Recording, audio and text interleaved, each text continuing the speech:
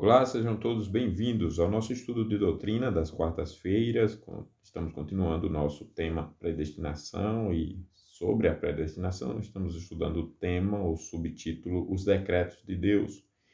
Deus decretou tudo o que acontece? Ele é tão soberano assim? Ele é tão soberano ao ponto de, em um determinado momento, se podemos chamar assim, na eternidade, onde só havia Deus e nada nem ninguém mais, não existia conceito, não existia nada além de Deus, né? Deus existia como ele é hoje, como será para sempre, absoluto, pleno, plenamente satisfeito em si. E nesse tempo nesse momento, houve um momento que Deus decidiu então trazer conceitos à existência e desses conceitos trazer um plano e traçar um plano e conceitos e planos, e a partir disso e das possibilidades que ele também trouxe à existência, possibilidades que nós já conseguimos conhecer e outras que não fazemos nem ideia de quais eram, mas numa relação infinita de possibilidades, Deus então escolheu e selecionou o que ele queria.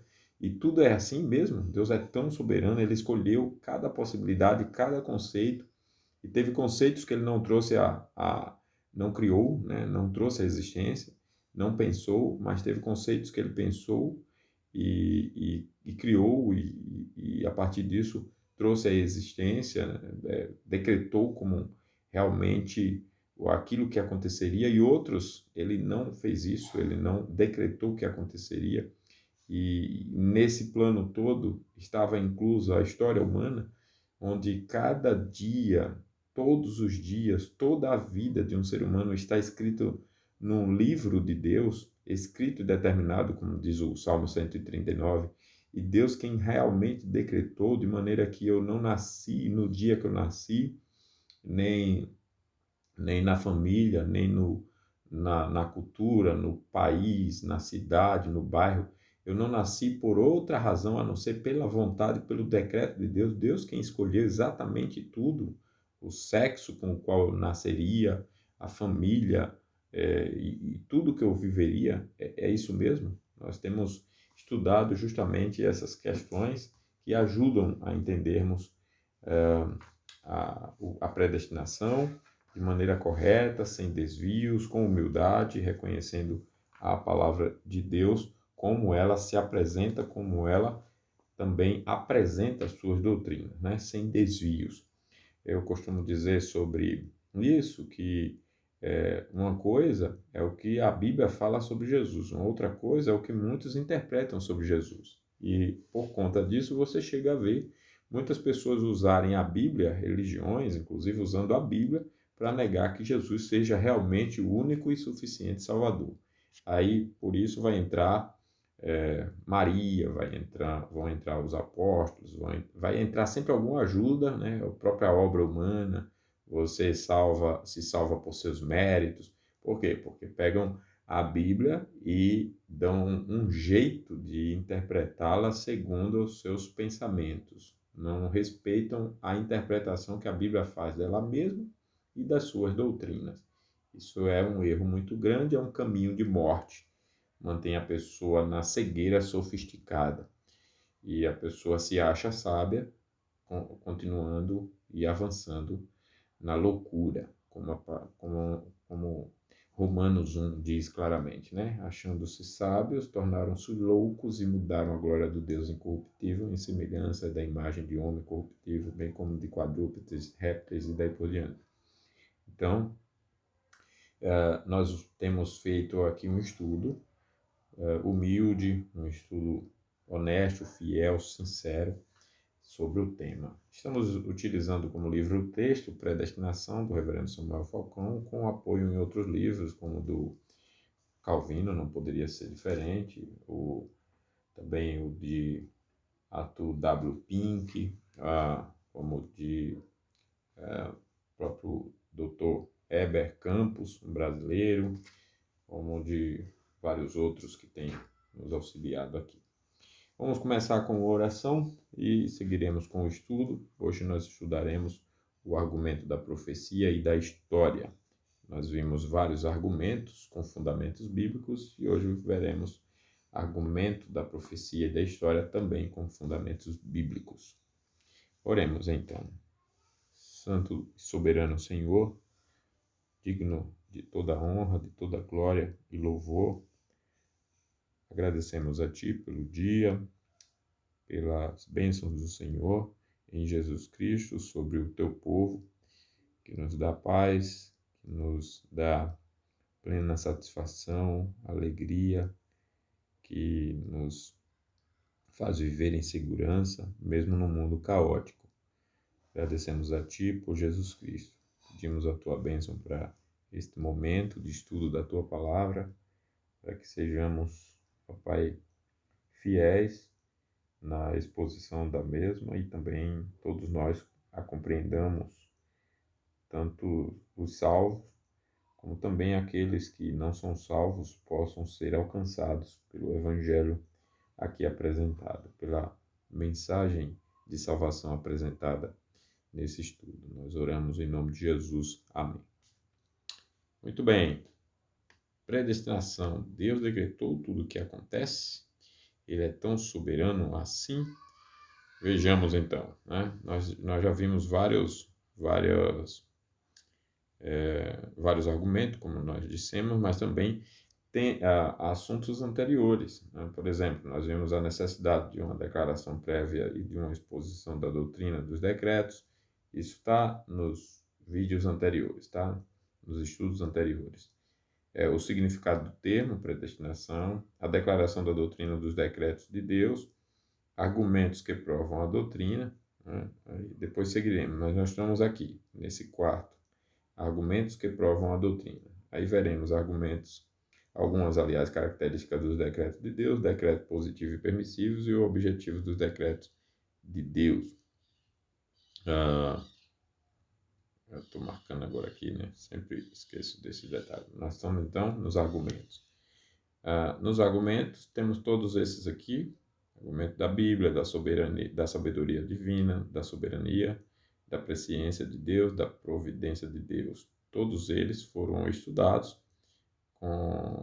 e hoje estudaremos, eu ia dizer com exceção do último, né? Que estudaremos hoje. Então, o argumento da profecia e da história. Há um texto em Isaías 46, versos 9 e 10, que diz assim: Eu sou Deus, e não há outro semelhante a mim, que desde o princípio anuncio o que há de acontecer, e desde a antiguidade as coisas que ainda não sucederam.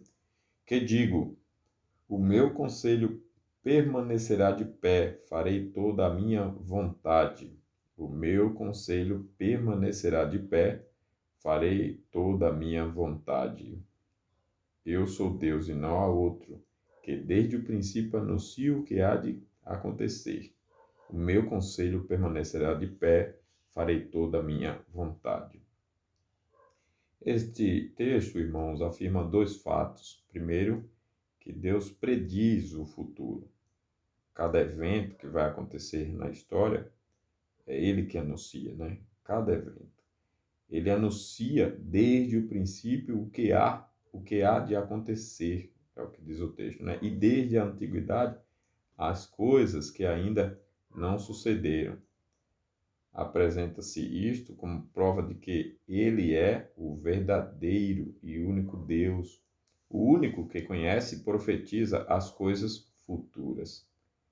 Cristão nenhum nega este fato. Não importa, né? Se for um cristão de fato, cristão nenhum nega este fato. Alguém que usa a Bíblia com o mínimo de coerência não nega esse fato. Todos reconhecem que Deus conhece tudo de antemão. Mas isto não é o único fato que o texto afirma. Em segundo lugar, declara que as coisas futuras que Deus prediz são a realização do seu conselho, o cumprimento de toda a sua vontade. Ele diz assim: o meu conselho permanecerá de pé, farei toda a minha vontade. Em outros termos, este texto mostra a relação que existe entre as profecias de Deus e os seus decretos. Declara o que vai acontecer justamente porque ele tudo decretou. Deus tudo decretou. Não há um fato da história que não esteja incluído em seu plano. E por causa disto, ele é o único que pode profetizar o futuro com revelações, né? Ele tem uma mensagem, profecia, com revelações sobre o futuro.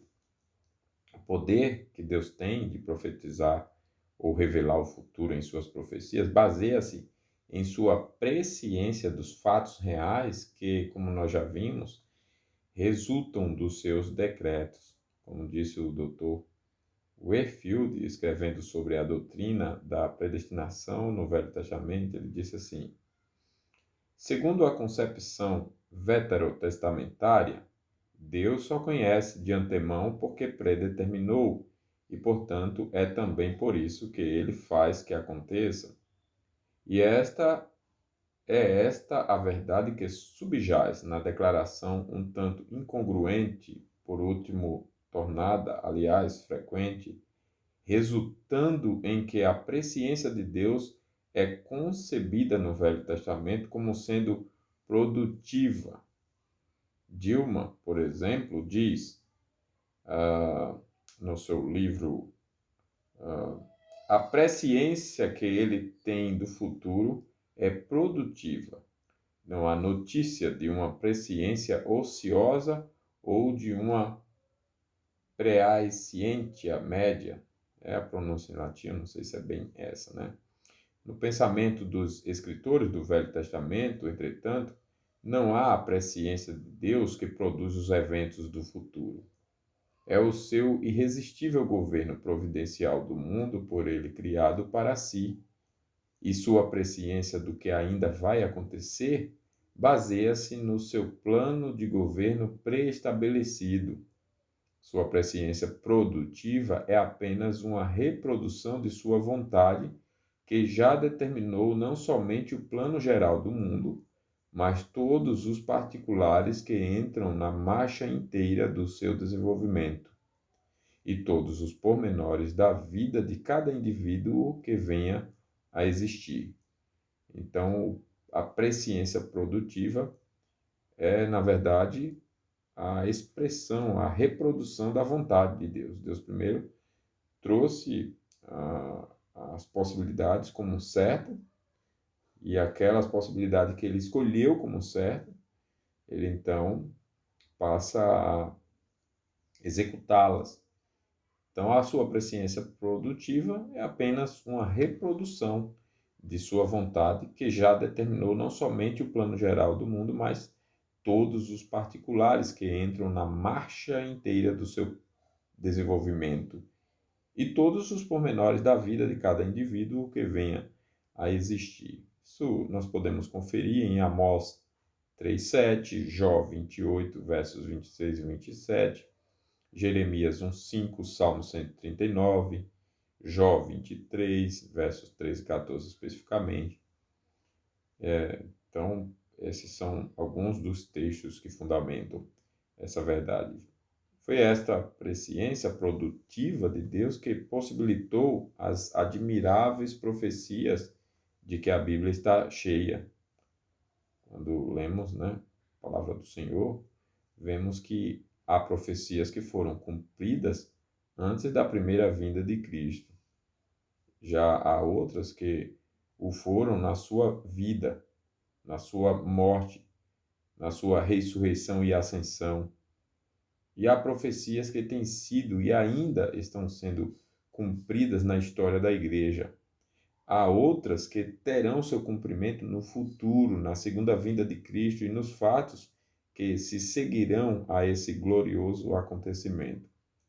No cumprimento dessas profecias, Deus tem incluído a livre agência de homens, homens bons e homens maus, de crentes e incrédulos, de amigos e inimigos e pessoas indiferentes.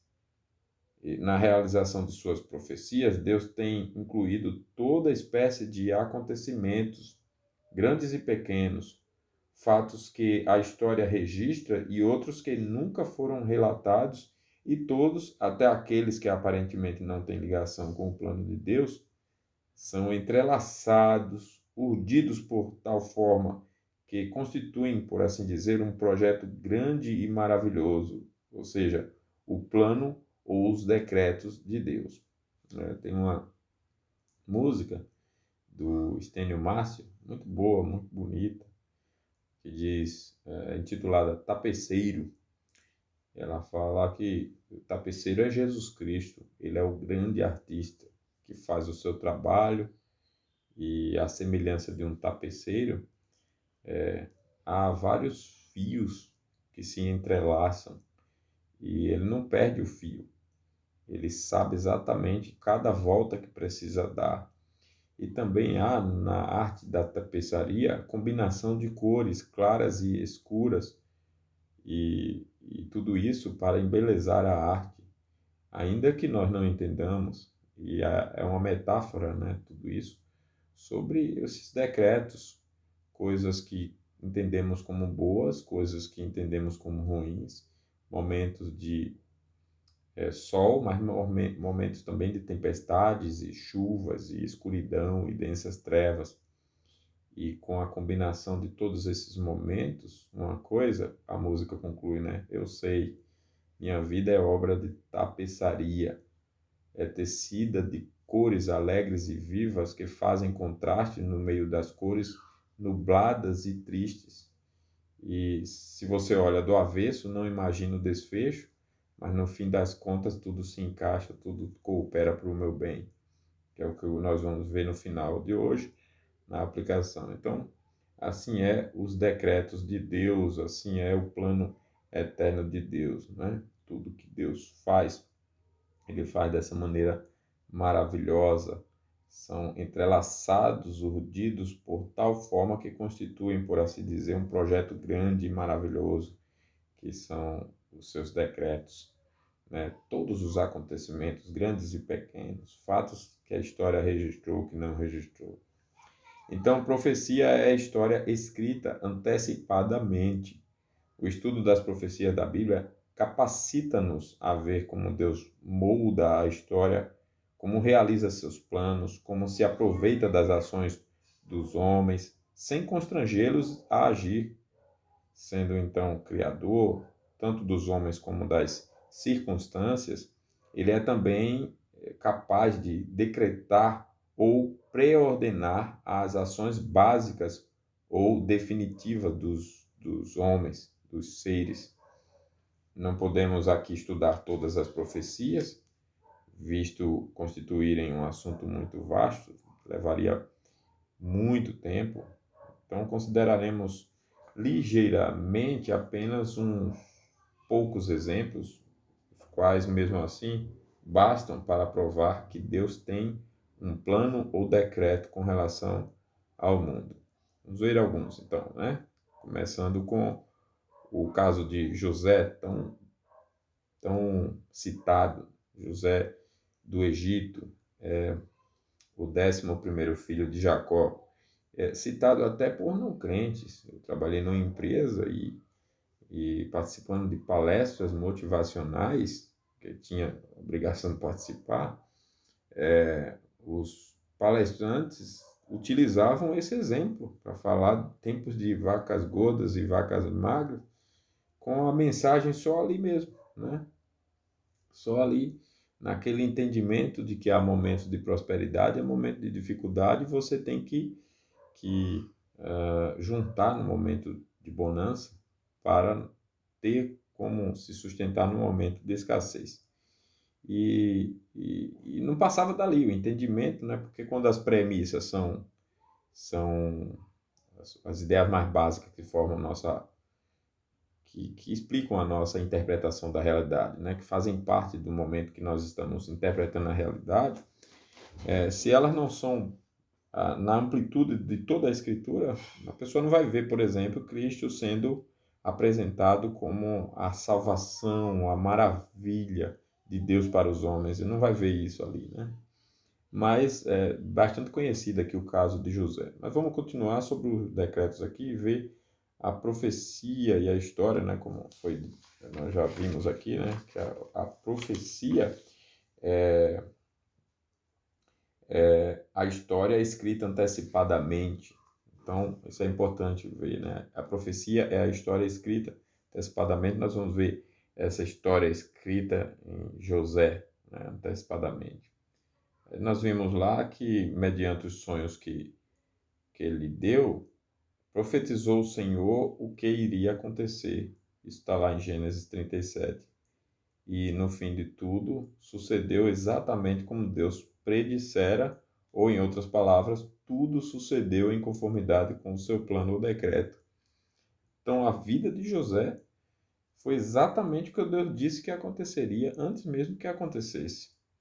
É simplesmente admirável como Deus dirigiu cada pessoa e cada acontecimento que levaram José ao Egito e fizeram que ele se tornasse e fizesse lá tudo quanto ele, Deus no caso, decidira e profetizara que fosse e fizesse. A preferência que Jacó mostra por José, primeiro filho de sua amada Raquel, o consequente ódio dos irmãos, a ida de José certo dia ao encontro deles, a decisão deles de matá-lo, a interferência de Ruben, a chegada dos ismaelitas, precisamente quando Ruben, estando ausente, não podia intervir, a proposta de Judá no sentido de vendê-lo, a compra de José por Potifar, oficial de Faraó, os desejos impuros da mulher de Potifar, do que resultou ser José lançado à prisão real, a vinda à prisão do pedreiro-chefe e do copeiro-chefe de Faraó, os sonhos que estes tiveram e a interpretação exata que José lhes deu, os subsequentes sonhos do Faraó e a interpretação de José, a interferência sobrenatural e providencial de Deus, dando mercê a José perante várias pessoas, os 7 anos de fartura seguidos de 7 anos de seca e fome. Em suma, todos estes fatos, alguns naturais e outros sobrenaturais, resultaram no cumprimento do plano de Deus anunciado a Abraão muito antes que o próprio Jacó nascesse e mesmo antes que Abraão tivesse um filho. Está lá em Gênesis 15, que diz assim: sabe com certeza que a tua posteridade será peregrina em terra alheia e será reduzida à escravidão e será afligida por 400 anos. Mas também eu julgarei a gente a que tem de se sujeitar ou sujeitar-se. E depois sairão com grandes riquezas. Gênesis 15, 13 e 14. Note-se, então, que no cumprimento dessas profecias, Deus atuou direta e indiretamente, por assim dizer, né? Na verdade, é sempre diretamente, mas falando da livre agência dos homens, que não é livre-arbítrio, né? Importante dizer, o homem perdeu o livre-arbítrio no Éden, mas a sua livre agência, sua capacidade de decidir, por exemplo, que roupa vai vestir. Então, Deus agiu, atuou direta e indiretamente, diretamente dando sonhos a José, aos oficiais de Faraó e ao próprio Faraó, estando sempre com José, a quem abençoou e deu mercê perante várias pessoas, e especialmente mandando os 7 anos de fartura e os 7 anos de fome, outros de fome, né, outros 7. Atuou indiretamente usando a livre agência de várias pessoas, sem obrigá-las a fazer coisa alguma, mas precisamente criando as circunstâncias que resultaram nos atos livres e responsáveis delas, atos que, mesmo assim, se harmonizavam com o plano de Deus. Note, por exemplo, irmãos, como os irmãos de José, agentes que causaram a ida dele para o Egito, reconheceram e confessaram sua culpa ao dizerem uns aos outros na presença do irmão: na verdade, somos culpados no tocante a nosso irmão. Está lá em Gênesis 42. José, no entanto, pôde dizer-lhe, como resposta: agora, pois, não vos entristeçais, nem vos irriteis contra vós mesmos, por me haverdes vendido para cá, porque para a conservação da vida, Deus me enviou adiante de vós. Deus me enviou adiante de vós para conservar vossa sucessão na terra e para vos preservar a vida por um grande livramento. Assim não fostes vós que me enviastes para cá, e sim Deus. Gênesis 45, 5 a 8. E naturalmente, os ismaelitas, Potifar, sua lúbrica esposa, o chefe dos copeiros e o próprio Faraó agiram livremente quando, sem o saberem, realizavam o plano e o decreto de Deus com referência ao seu povo. Eles não sabiam, e é o que acontece no mundo hoje. Muitos agindo justamente como Deus havia dito, predeterminado, como Jesus Cristo falou dos últimos tempos, estão acontecendo, mas muitos não têm ideia, né, de que Deus está justamente realizando o seu plano. Aqueles da época de José também, né, do Faraó, os irmãos José, enfim, todos os personagens já citados foram usados por Deus para levar seu povo ao Egito, onde havia decidido conservá-lo por 400 anos antes de introduzi-lo na terra prometida. Deus não compeliu ninguém, antes usou os impulsos maus e pecaminosos dos homens, assim como os motivos nobres, para levar seus planos à realização. Criou as circunstâncias que conduziram os homens aos atos que ele pôde usar para seus propósitos. Outro caso interessante de profecia cumprida é o cativeiro de Israel, o reino do norte, sob os assírios, e o cativeiro de Judá, o reino do sul, sob os babilônicos. Deus usou o rei da Síria e o rei da Babilônia para castigar o seu povo, embora esses reis não soubessem que cumpriam os desígnios de Deus, anunciados antes pelos profetas, e a gente tem os registros dessas profecias antes que elas de fato acontecessem. Não são relatos depois de terem acontecido. É importante isso, né? Por isso, nosso conceito lá, o conceito que utilizamos aqui sobre profecia ser história escrita antecipadamente, né? Deus está afirmando que irá acontecer. Você vê então esses casos do cativeiro de Israel e o cativeiro de Judá, em 1 Reis 14, 2 Reis 17, 18, Isaías 39, Jeremias 13, 2 Reis 24, 25, 2 Crônicas 36, daí por diante. É admirável também, irmãos, como Deus cumpriu sua profecia de restauração, né, fazendo o seu povo voltar depois de 70 anos de cativeiro babilônico. Para isso, Deus usou quem? Ciro, a quem chamou de meu pastor e ungido, cujo espírito ele excitou para realizar a sua vontade. Também temos várias passagens registrando isso. Isaías 11, Jeremias 16, Jeremias 23, 25, 29, 2 Crônicas 36, Isaías 44, 45. E que dizer das profecias do livro de Daniel, referentes aos 4 grandes impérios mundiais, Babilônia, Média-Pérsia, Grécia e Roma? Como admiravelmente Deus predisse o futuro séculos antes de ocorrerem esses eventos históricos. Não há dúvida que Deus reina e dirige tudo, cada pessoa, cada nação do mundo, levando-os a realizar seus planos sem constrangê-los em sua agência livre e responsável. Necessário seria escrever volumes se houvéssemos de considerar todas as outras predições proféticas e todos os outros acontecimentos históricos que provam que Deus tem um plano ou decreto com relação ao mundo.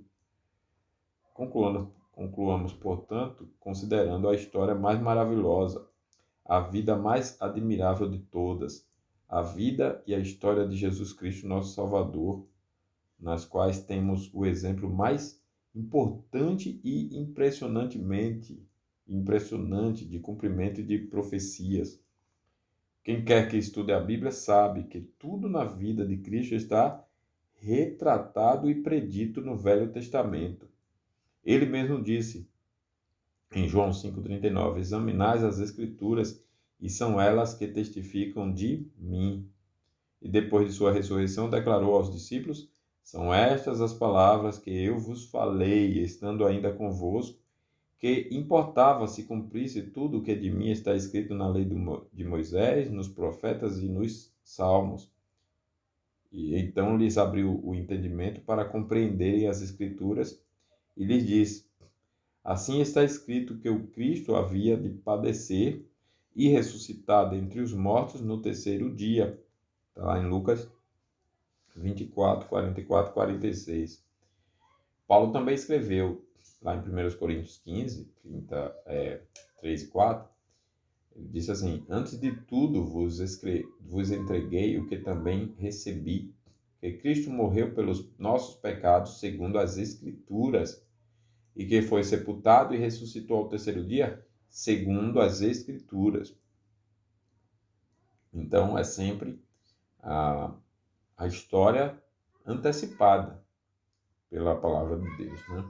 Mostrando que ele está decretando todas as coisas e maravilhosamente, assombrosamente demais para nós, está realizando tudo o que acontece, porque predeterminou. A primeira profecia a respeito de Cristo encontra-se em Gênesis 3,15. Tem sido chamada proto-evangelho, o primeiro evangelho. No alvorecer da história do homem, logo depois de sua queda, quando Deus proferia suas temíveis palavras de condenação, emitiu a primeira profecia que se tornou um raio de esperança naquela hora de treva e desalento. Nessa profecia, Deus revelou seu propósito de salvar o homem e destruir o mal, após tremenda luta em que Satanás seria vencido e esmagado por um que seria a semente da mulher e, portanto, homem, mas que também seria divino, como veremos adiante, visto como teria o poder de esmagar a cabeça da serpente.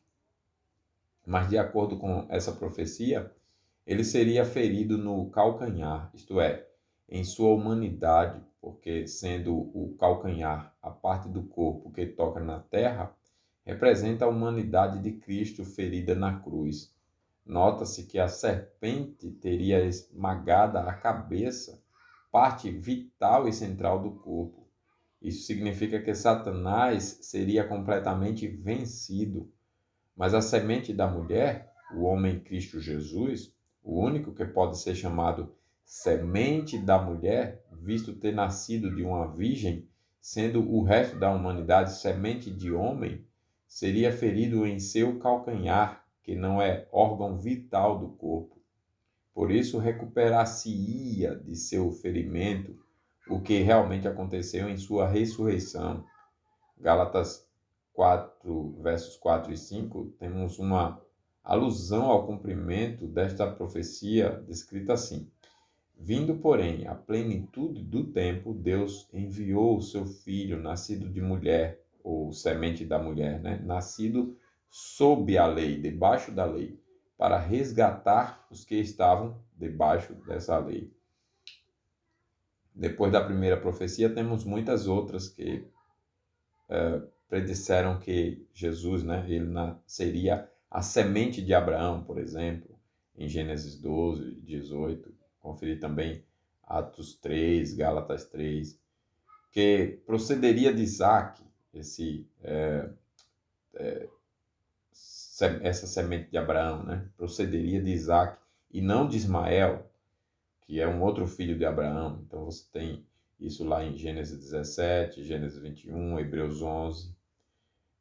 Que descenderia de Jacó e não de Esaú, você tem em Gênesis 25, Números 24, Malaquias 1, Romanos 9, que viria de Judá, né, em Gênesis 49, também Hebreus 7, que seria filho de Davi, 2 Samuel 7, Salmo 89, João 7, 14, etc. Temos uma profecia a anunciar que ele nasceria de uma virgem, em Isaías 7, 14, conferir com Mateus 1, 23, Miqueias nomeou o lugar onde ele nasceria, e você tem Miqueias 5, 2, conferir com Mateus 2, 1 a 6. Outra profecia prediz o tempo em que ele viria, Daniel 9:25.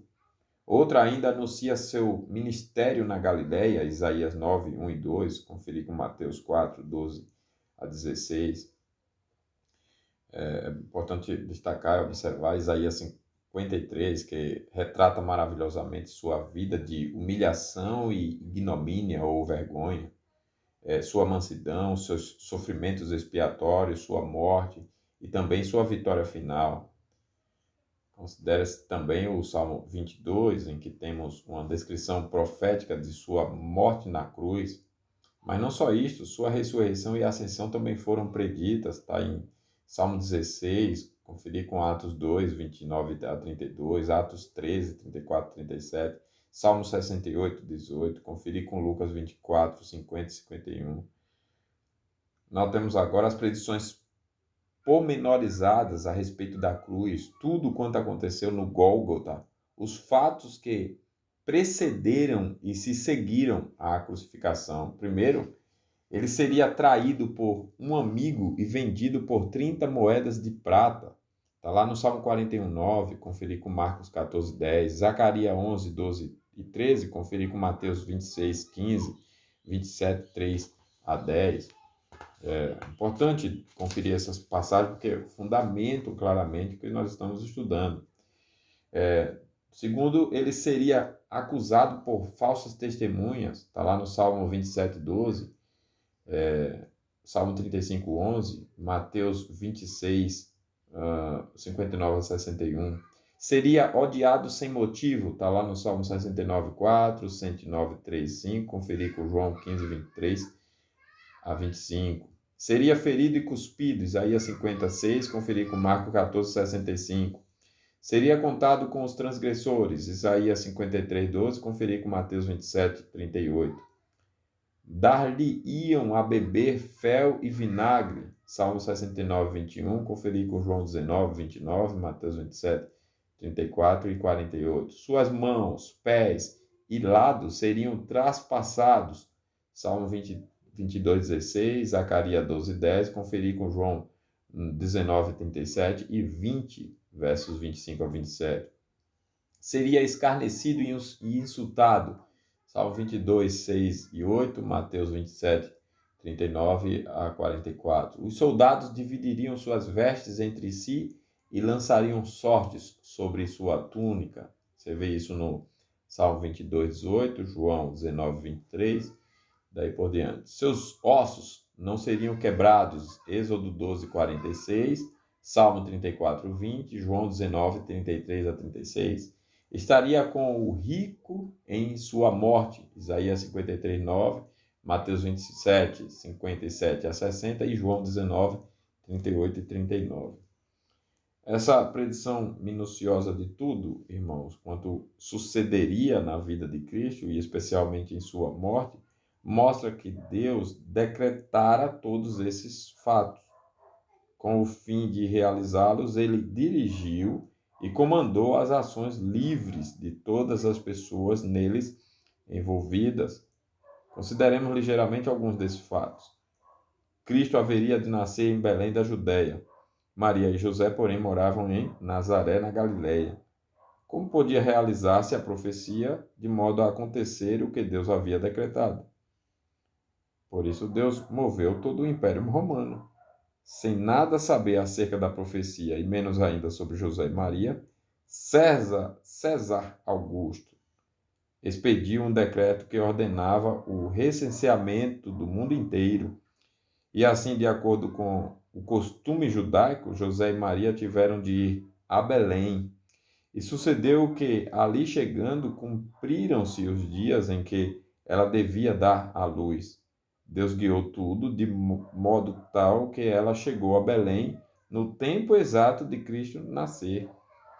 Maria não chegou lá no tempo exato de Cristo, antes, aliás, nem depois do tempo de dar à luz, né, de dar à luz a Jesus. Tudo foi arranjado por Deus de modo que seu plano, anunciado séculos antes por um de seus profetas, Miqueias, pudesse ser realizado. Quer dizer, Deus usou os agentes livres e suas decisões. Judas Iscariotes traiu-o e vendeu, segundo as Escrituras. A prova de que ele agiu livremente é o fato de sua consciência acusá-lo e ele mesmo confessou sua culpa, suicidando-se para fugir às torturas da consciência, né? Achava, lé do engano, porque ninguém que se suicida sem Cristo foge das torturas da consciência. Pelo contrário, né? Passa dessa para uma situação incomparavelmente pior. Bem, nada sabendo acerca da profecia, os soldados romanos dividiram entre si as vestes de Jesus, aliás, e deitaram sorte sobre sua túnica. Sem nada saberem da profecia, traspassaram-no e fizeram tudo o que Deus tinha profetizado séculos antes. Podemos dizer o mesmo sobre todos os outros fatos mencionados acima. Sendo ele entregue pelo determinado desígnio e presciência de Deus, vós o matastes, crucificando-o por mãos de iníquos, é o que diz Atos 2, 23.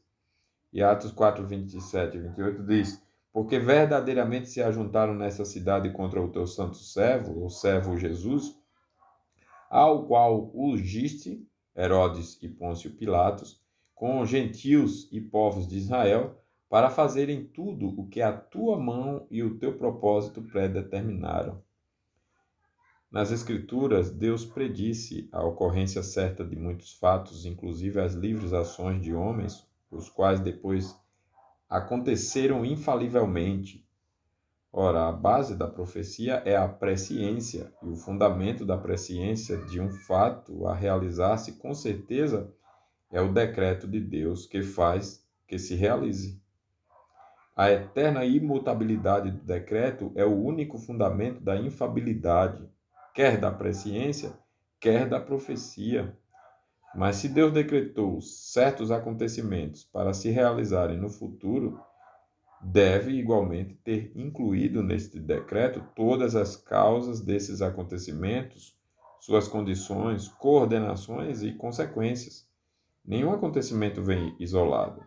Para torná-los realidades futuras, está implícita a determinação de todo o concatenamento de causas e efeitos que constitui o universo. Concluímos, pois, que a profecia e a história provam a doutrina dos decretos de Deus. Irmãos, esse é o argumento da profecia e da história, né?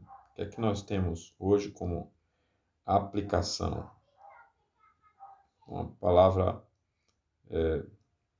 maravilhosa.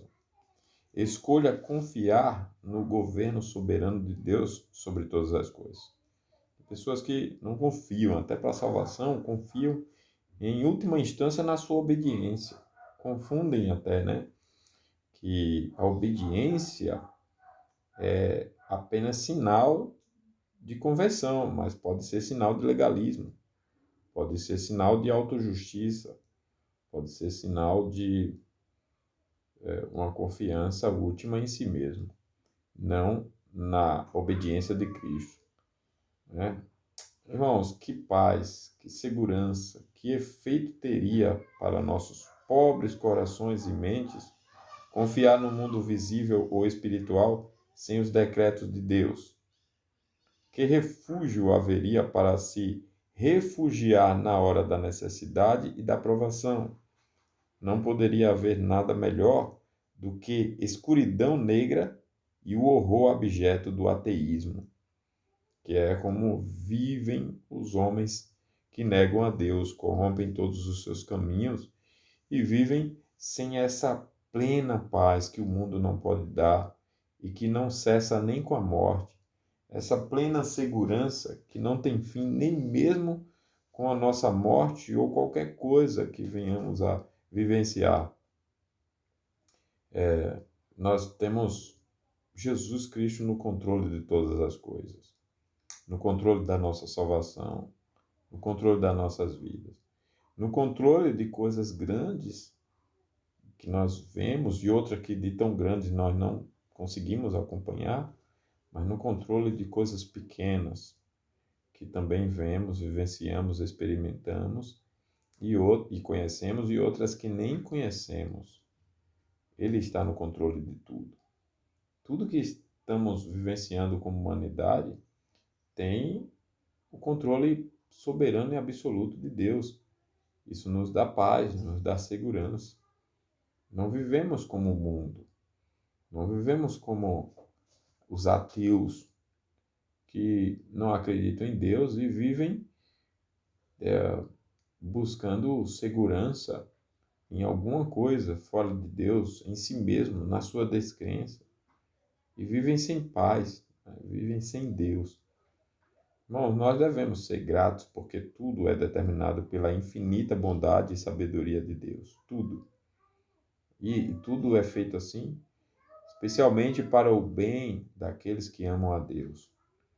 E é de tal forma que, como diz Romanos 11:36, porque dele, por ele e para ele são todas as coisas. A ele, pois, a glória eternamente. Amém. Confiemos então, irmãos, no governo soberano de Deus sobre tudo e todos. Ele sim é o único que está acima de tudo e de todos. Nós não precisamos dizer isso. Ele está, ainda que todos neguem, ele continua acima de tudo e de todos, governando todas as coisas. Esse é um banquete do qual devemos participar.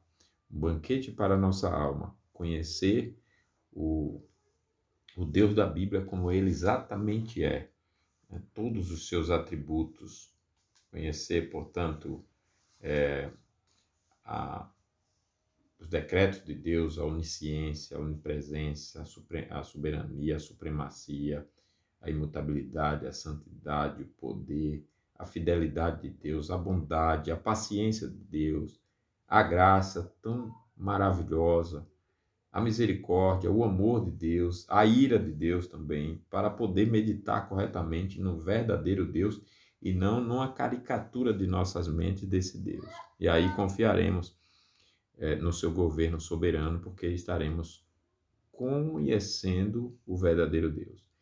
Quando conhecemos caricatura, né, que é o que a gente faz com a nossa mente e o que nós preferimos, né, a gente pega um pedacinho da Bíblia e diz, olha, eu gostei disso em Deus, mas disso eu não gostei. Da ira eu não gostei, não concordo com essa ideia da ira de Deus, como ela está colocada aqui na Bíblia. Então a gente caricatura um Deus para nós. Da mesma forma a gente faz na soberania, nos decretos, e a gente perde esse banquete, que é a alma adorando o verdadeiro Criador, a alma adorando o verdadeiro Deus, a alma meditando e se deleitando nessa meditação de qualidade, dirigida por toda a Escritura, nesse ser soberano, que de tão soberano governa, determina tudo que acontece, né? E controla e dirige por meio da sua infinita bondade e sabedoria. Então, participemos desse deleite, né? Desse banquete que acabamos de estudar. Deus é sábio e bondoso na condução dos seus decretos. Isso é uma razão para a nossa alma experimentar paz e segurança, para ter alegria, para descansar. Que Deus nos abençoe. Aplique então a sua palavra em nosso coração. Vamos orar, encerrando. Bondoso Deus, como é bom, Pai, estudar a tua palavra com a fidelidade dela mesma, sabendo como o Senhor determina, faz, governa cada coisa e podendo reconhecer essas verdades, ainda que sejam apresentadas de maneira a muitas vezes fugir da nossa capacidade de entendimento, mas nos dando a segurança de entendermos que, ainda que a tua soberania seja insondável, ela é a garantia de que tudo está no controle sábio e bondoso do Senhor. Momento como esse que vivemos, de homens perversos, de agitações, de homens perversos no poder, homens perversos na justiça, aqui no Brasil e no mundo, valores invertidos, justos sendo punidos como injustos, injustos sendo libertados e tratados e honrados como se fossem justos. Problema da mentira, da incredulidade, do ódio, da falta de amor, problema do engano crescente, o problema dessas agitações e ameaças à vida humana, a própria medicina agindo contra a vida humana para assassinar inocentes. E todo esse caos, o Pai, muitas vezes, quando encarado de maneira completamente equivocada, alimenta medo, desespero, insegurança, quando na verdade, olhando para a realidade de que o Senhor é quem tem a palavra final e está controlando perfeitamente tudo, descansa a nossa alma. Louvado seja o teu nome pelo estudo da tua palavra. Que todos nós possamos nos deleitar em ti, adorar o teu nome e viver, ó Pai, na tua dependência, cada vez mais comprometidos com o Senhor. Ajude-nos para que nós possamos, com humildade, reconhecer essas verdades que temos estudado e crescer na graça e no conhecimento do nosso Senhor e Salvador Jesus Cristo. Abençoe nosso descanso, abençoe o dia de amanhã, esteja com cada um, com cada vida, auxiliando em todas as suas necessidades. E aqueles que não forem ainda convertidos a Cristo, que o Senhor possa alcançá-los, abrir-lhes o entendimento, falar-lhes ao coração, para que sejam salvos. Oramos em nome do Senhor, do nosso Senhor e Salvador Jesus. Amém. Foi um prazer tê-los conosco. Deus os abençoe.